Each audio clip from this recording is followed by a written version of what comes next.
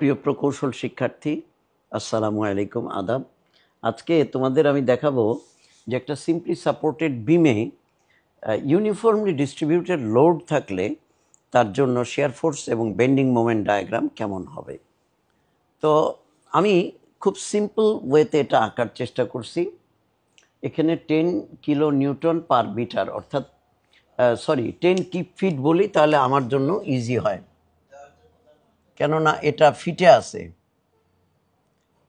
10 keep পার fit, অর্থাৎ প্রতি কিপে আমার 10 করে লোড আছে। তাহলে তোমরা রিয়াকশানটা বের করে দেখবে, এটা যদি আর এ হয়, এটা যদি আর বি হয়, আর এ ইকুয়ালস টু 10 ইন্টু 2, তার মানে এইটুকুর মধ্যে লোড আছে কত? 20 কিপ। 20 কিপকে তুমি যদি রিয়াকশান নাও এ এবং বি, তাহলে দেখবা এইখানে হয়ে গেছে কত? 20 কিপ লোড, এখানে হয়ে যাবে 10 কিপ, এইখানে হয়ে যাবে 10 কিপ আরবি।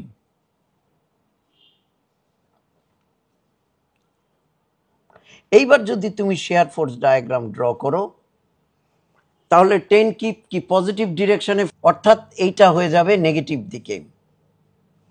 প্রশ্ন আসবে যে মাঝখানে কি হবে? মাঝখানে হলো, যেহেতু এটা ইউনিফর্মলি ডিস্ট্রিবিউটেড লোড, এটা কিন্তু আর স্ট্রেট লাইন থাকবে না, কেননা এইদিকে ওইদিকে যেদিকেই যাক লোডটা কিন্তু ভ্যারি করতে থাকবে, অর্থাৎ ইটস এ ভ্যারিং লোড। তো সেই জন্য ডায়াগ্রামটা কেমন হবে? এইরকম হয়ে যাবে।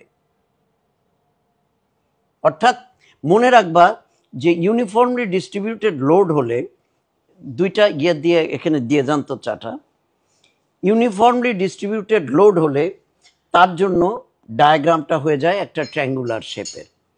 এখন এইটার যদি তুমি বেন্ডিং মোমেন্ট ডায়াগ্রাম ড্র করো,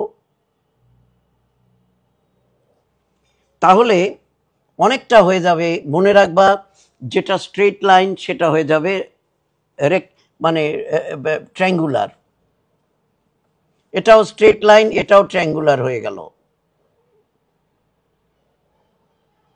এখন যেটা ট্রায়াঙ্গুলার সেটা কিন্তু হয়ে যাবে প্যারাবোলিক, অর্থাৎ এই রকম হয়ে যাবে। এখন এই কোঅর্ডিনেটগুলো আমি তোমাদেরকে ড্র করার জন্য অনুরোধ করলাম। This is positive, this is positive, this is negative, this is negative, all are positive. এটা হলো শিয়ার ফোর্স ডায়াগ্রাম, এটা হলো বেন্ডিং মোমেন্ট ডায়াগ্রাম। যদি ইউনিফর্মলি ডিস্ট্রিবিউটেড লোড হয়, তাহলে তার শিয়ার ফোর্স ডায়াগ্রাম হবে ট্রায়াঙ্গুলার এবং বেন্ডিং মোমেন্ট ডায়াগ্রাম হবে প্যারাবোলিক বা কার্ভের, অর্থাৎ তার 1 ডিগ্রি হায়ার ইকুয়েশন হয়। দেখো এখানে স্ট্রেট লাইন ছিল, এখানে কিন্তু ট্রায়াঙ্গুলার হয়ে গেছে, এটুকু ট্রায়াঙ্গুলার, এটুকু কিন্তু একটা কার্ভ। এবং সেই কার্ভের পিক কোথায়? যেখানে যায় দেখা যাচ্ছে শেয়ার ফোর্স 0, সেই জায়গায় যায় বেন্ডিং মোমেন্ট সর্বোচ্চ। তো এটি হচ্ছে মোটামুটি আজকের লেসন। আমি এই কোঅর্ডিনেটগুলো ইচ্ছা করে দিলাম না, তোমরা এগুলো প্লট করে দেখতে পারো। তো বন্ধুরা, ভালো থেকো, সুস্থ থেকো, বীরবন্ধু ব্লগের সাথেই থেকো, যা দেখি তোমাদের দেখাবো। আসসালামু আলাইকুম রহমতুল্লাহ, আদাব।